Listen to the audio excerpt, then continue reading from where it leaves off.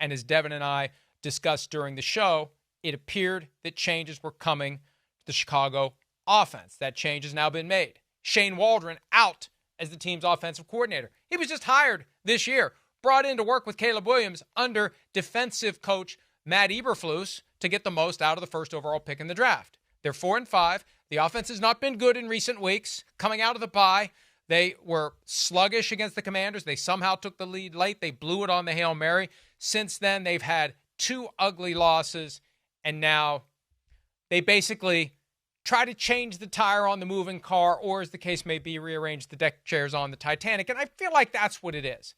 I was on with 670 The Score this morning, Mully and Haw, and we argued a little bit about whether this is going to make things better. And that's really my question.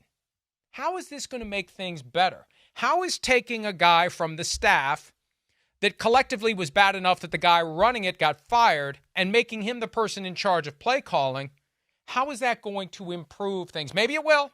We saw it with Cam Cameron out and Jim Caldwell in for the Ravens in 2012, and they ended up winning the Super Bowl. So I'm not going to dismiss the possibility, but it's one thing to have contending team that is missing something and team that is just failing to live up to unrealistic expectations. That was the point we made earlier today as well, and I argued with the folks at 670 The Score about this. When you let expectations get out of control, when you let the hype take over, it's good for business, sells tickets, gets you in primetime games, gets your jerseys of your best players sold. But then if you don't win, 4-5 looks bad. If we had come into the season thinking, it's going to be a slow rebuild for the Bears, it's going to take some time. Hey, they're almost at 500 9 games into the season. That's pretty damn good. So managing expectations is critical to avoiding a situation where you feel like you have to do something.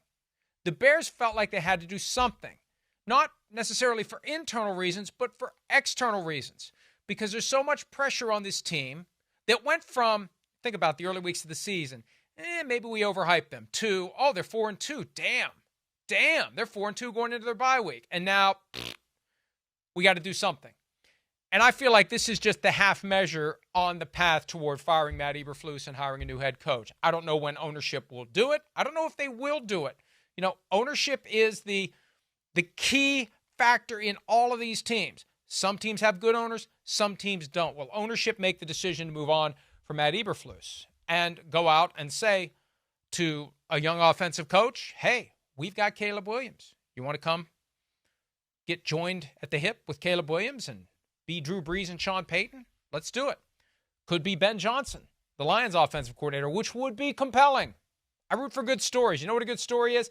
Ben Johnson going from the Lions to the Bears and joining forces with Caleb Williams and turning that team into something it hasn't been in 70 years, an offensive juggernaut. So 9 weeks into the season, 9 games into the season, the Bears offense clearly not developing the way that was expected by virtue of the hype that was foisted upon the Bears. And now Waldron is out. Thomas Brown takes over. We'll see if it makes things any better. Maybe it will, but my assessment is this is just a stopover on the path toward cleaning out the coaching staff, starting over with an offensive coach who will be charged with getting the most out of Caleb Williams.